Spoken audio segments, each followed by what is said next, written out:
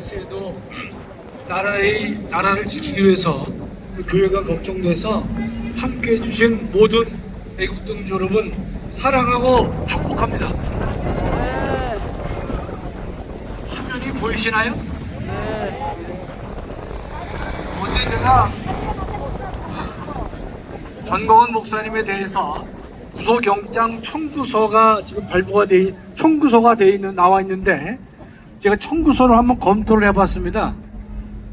한마디로 뭐냐? 소설이에요.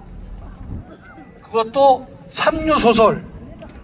삼류소설이란 말은 뭔가면 소설급에도 미치지 못하는 것을 우리가 삼류라고 우리가 비하를 하는데 제가 읽어보니까 삼류소설밖에 안 됩니다. 다음이요. 서부지검의 전효곤 검사가 구속영장을 청구했어요. 아시다시피 지난번에 검찰이 1차 반려했는데 경찰이 다시 보완을 해가지고 검찰에 넘겼고 검찰이 다시 이제 이번에는 구속영장을 청구했는데 무려 36쪽이나 됩니다. 예, 다음이요. 우리가 이 구속영장을 청구하려면 첫째 범죄의 소명이 필요하고 두 번째 증거인멸 도주 우려가 있어야 구속이 되는 것인데 먼저 범죄 소명이라고 하는 것은 뭔가 하면요, 죄를 범하였다고 의심할 만한 상당한 이유가 있어야 돼요. 제 두 번째 줄에 써 있죠. 단순히 의심가는 수준을 넘어야 될 것이다. 그랬는데 과연 이와 같은 내용들이 청구서에 적시가 되어 있는지, 지금 전광훈 목사님이 증거인멸에 우려가 있는지, 도주에 우려가 있는지 한번 보도록 하겠습니다. 그럼 좀 추우시지만 인내하고 들으세요. 다른 분들이 다 짧게 했기 때문에. 예, 다음이요. 범죄 혐의는 뭐냐? 특수 건조물 침입 교사다. 교사.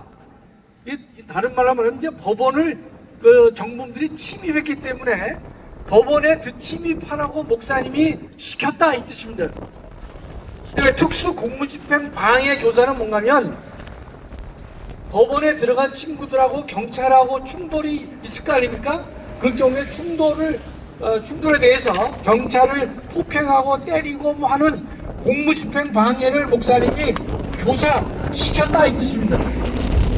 세 번째는 서부지방법원 앞에서 우리가 집회를 했었는데 그 집회에 참석하는 것이 사전 신고한 집회가 아니기 때문에 집시법 위반이다. 요 세 가지를 범죄 혐의로 들고 있는 것입니다. 다음이요. 교사범이라는 것이 보면 시켰다는 뜻인데요. 이런 거예요. 정범이 범죄를 결심하도록 하고, 정범이라는 말을 처음 들어보셨지만 어렵지 않아요. 실제로 범죄 실행에 나선 사람입니다. 정범이 범죄를 결심하도록 해야 되는 것이고, 두 번째, 그 정범이 실행 행위에 나가도록 해야 되는 것이에요. 그래야만 형법상 교사가 성립될 수 있는 것입니다. 이 정도로 여러분 아셔야만 설명이 쉬워요. 그러니까 지금 저들은 교사를 전광훈 목사님으로 보고 있는 것이고, 정범은 실제로 지금 차가운 교도소 내에서 고생하고 있는 젊은 청년들을 말하고 있는 것이죠. 그렇죠? 그러니까 목사님이 그 청년들에게 범죄를 하도록 결심을 하게 했고, 두 번째, 그 결심에 따라서 범죄 실행에 나서도록 교사를 해야만 교사범이 성립되는 것입니다. 조금 어렵지만 넘어가겠습니다. 다음이요. 근데 이 청구서를 보니까 첫째 12쪽에 제가 보니까 이런 표현이 나와요. 폭력을 수반한 국민 저항권 행사는 죄가 되지 않는다. 여러분, 우리 광화문에서 목사님이 저항권을 여러 번 말씀하셨지만은 그 저항권에 폭력을 수반한 저항권은 죄가 되지 않는다는 말씀을 한 번이라도 하신 적이 없습니다. 맞죠? 우리는 늘 비폭력으로 모든 일을 해왔단 말이죠. 그 다음에 전광훈 목사님의 저항권 발언이 정범들, 즉 지금 교도소에서 고통당하고 있는 애국 청년들에게 서부지방법원을 침입하고 특수공무집행 방해의 범행을 결의하도록 만들었다. 그게 말이 됩니까? 안 됩니다. 요게 13쪽에 나와 있어요. 그래서 제가 뭐라고 썼느냐, 이게 소설이라 뜻이 소설. 또 다른 말로 표현하면 놀고 있다 이거예요. 놀고 있는 것이죠. 목사님의 저항권 발언이 서부지방법원에 쳐들어가서 판사를 위협하고 경찰과 싸우라고 한 내용이 될 수가 있어요, 없어요? 없어요. 겨 아니요. 아니요.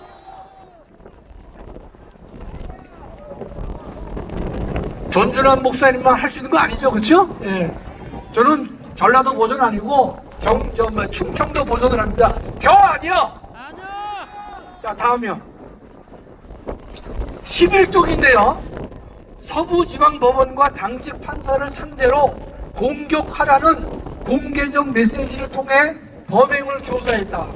이게 11쪽에 나오거든요. 놀고 있는 거죠?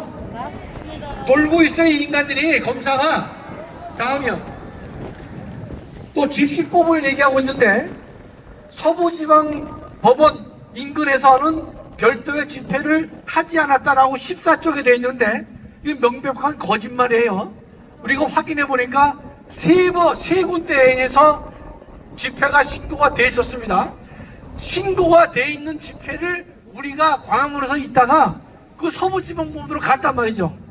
그런데 목사님께서 미신고 집회에 참석하도록 독려하였기 때문에 집시법 위반의 소지가 있다는 것이, 이게 말이 돼요, 안 돼요? 안 돼요. 아니, 집회가 신고가 돼 있건 돼 있지 않건 따질 것 없이 집회에 참여를 독려하는 것이 죄가 되느냐 안 되느냐 이거예요. 그 다음에 광화문 집회를 벗어나서 서부지법에까지 진출했다고 하는 것인데, 아니 우리가 여기서 집회를 하고 서부지방법원에 가는 게 뭐가 문제가 되는 것입니까?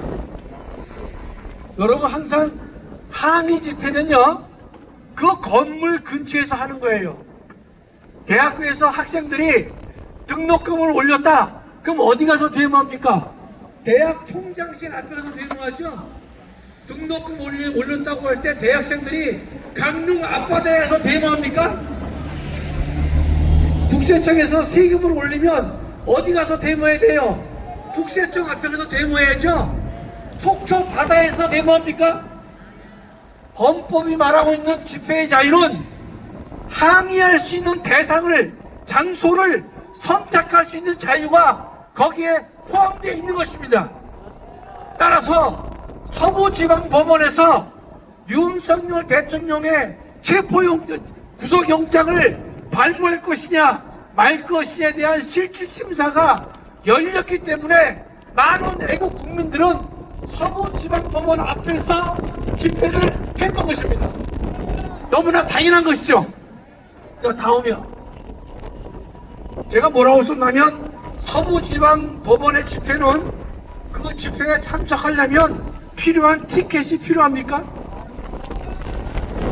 그 서부지방법원의 집회가 좌석이 필요한 공연장 티켓입니까? 아니잖아요. 마치 허가를 받아야만 그 집회에 참석할 수 있느냐, 이렇게 소위 대한민국의 검사가 그런 영장 청구서를 했다는 자체가 정말 부끄럽고 창피한 것입니다. 신고된 집회건 미신고된 집회건 간에 우리는 허락받고 집회에 참석하는 것이 아니라는 것입니다. 맞죠? 자, 다음이요. 범죄 혐의의 상당성에 보면 계속해서 정광훈 목사님은 국민저항권을 지속적으로 강조하고 국민저항권으로 인한 폭력을 정당화하고 있다라고 17쪽에 써 있어요. 이게 거짓말이죠? 그 다음에 목사님께서, 자, 잘 들으세요. 저항권을 말씀하셨고 판사에게 경고하는 발언을 했어요. 그것이 법원을 부수고 법원에 침입하고 판사를 위해하고 경찰관을 폭행을 가하려는 범죄에 대한 교사로 보입니까? 아닙니다. 교사라고 하는 것은 상대방에게 구체적으로 이러이러한 범죄를 행할 것을 결심하게 만들고 결심에 따라서 그 범죄의 일을 실행에 옮기도록 하는 것이 형법상 교사법이 되는 것이에요. 그런데 저항권을 발언한 저항권 얘기를 했고 판사에게 경고성 발언을 한 것을 가지고 구체적으로 법원에 집중하고 또 법원을 부수고 판사를 위해하고 경찰관을 폭행하라고 한 그런 내용들은 전혀 관계가 없음에도 불구하고 검사는 목사님의 저항권 발언과 판사 경고 발언을 이번 사건의 서부지법 사태의 교사라고 이야기를 하고 있기 때문에 황당한 논리전개가 아닐 수 없는 것입니다. 다음이요.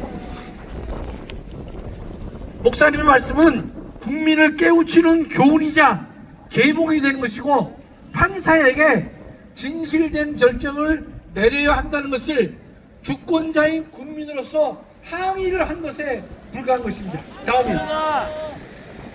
지금의 검찰은 어떻습니까? 정권의 주구 노릇을 하고 있는 것이죠.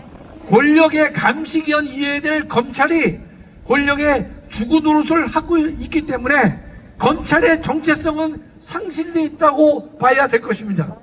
대장동 사건에 항소를 포기하고 있고 서해 공무원 사건에서도 부분 항소만을 하고 있는 것이기 때문에 검찰은 죽었다라고 우리가 말할 수 있는 것입니다. 자, 대한민국의 검찰은 죽었습니다. 다음이요. 우리 광화문은 폭력을 알지 못합니다. 8년간 단 한 건의 사건 사고가 없는 것이 우리의 광화문 집회의 특성이 된 것입니다. 대한민국 전체에 자랑할 수 있는 내용이 된 것이죠. 민노총은 어떻습니까? 모일 때마다 술파티에 폭력이 난무하고 심지어 경찰관에게 폭행까지 가하는 인간들이 민노총 집회인 것이죠.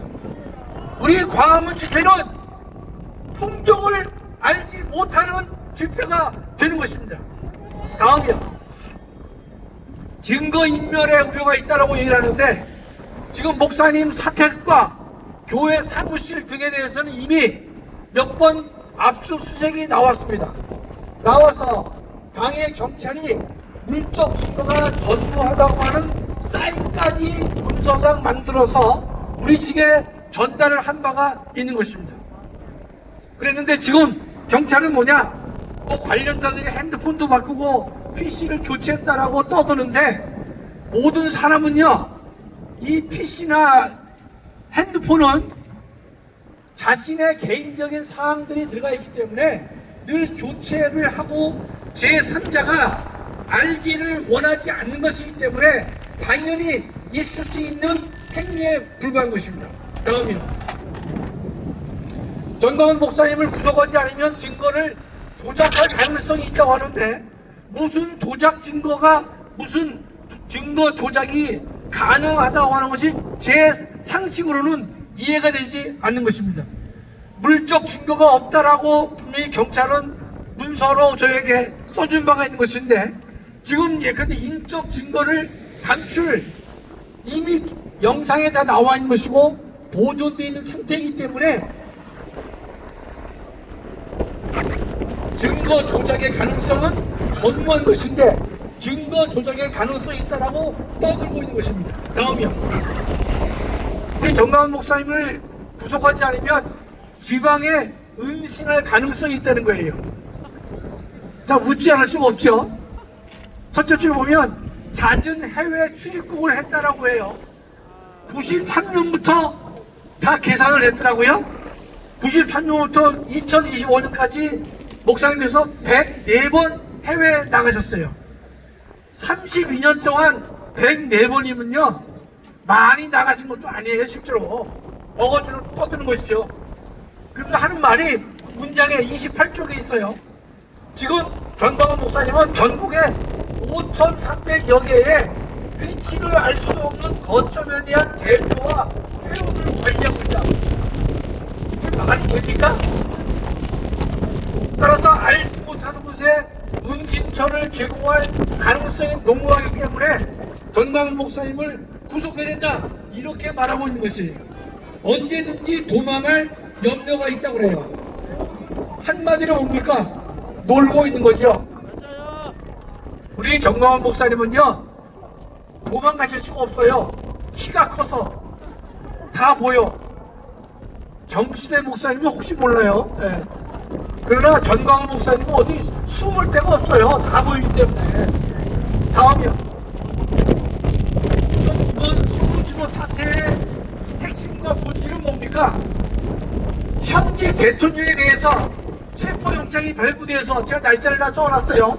체포영장을 발부했지만 대통령은 그 당시에 공수처와 경찰 수사본부에 나와 있는 수천 명의 인원과 경호처가 충돌을 하게 되면 국민의 생명이 희생될 수 있는 유혈 사태가 나올 수 있기 때문에 비록 상대가 한 것은 불법이지만 잦은 출두를 통해서 유혈 사태를 막기 위해서 잦은 출두가 된 것입니다.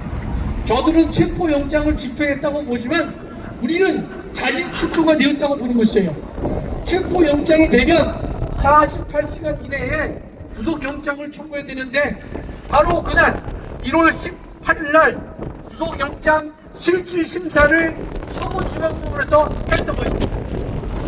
우리는 현직 대통령에게 불법인 구속영장 발부가 안 될 거라고 우리는 기대했지만 그날 1월 19일 날 새벽 3시에 차은경이는 현직 대통령에 대해서 구속영장을 발부한 바가 있는 것입니다. 다음이요. 이때 차은경이는 15자만 썼습니다. 피의자는 증거를 인멸할 우려가 있다. 15자만 가지고 현직 대통령에게 구속영장을 발부하는 폭거를 일으켰던 것입니다.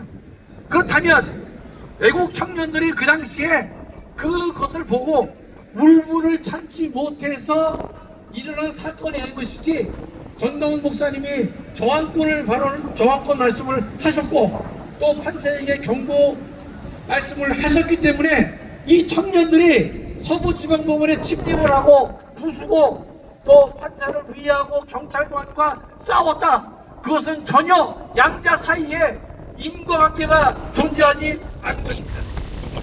저는 지금의 애국 청년들이 현행법의 위반으로 고생을 하고 있지만은 언젠가 다시 한번 이 문제는 역사적으로 법적으로 다시 한번 판단받을 날이 저는 반드시 우리라고 확신하고 있습니다. 말을 정리하겠습니다.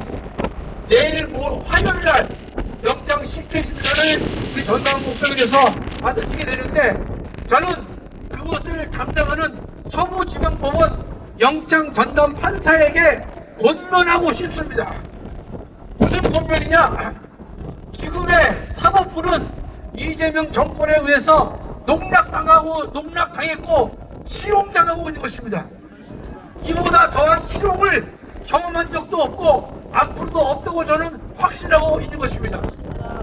법원의 판사로서 이 농락당한 대한민국의 사법부를 다시 살리기 위해서는 거대한 일을 하려고 하지 말고 당신에게 주어진 하나하나의 사건을 헌법과 법률과 양심에 따라서 재판해 주시기를 간곡하게 권면합니다.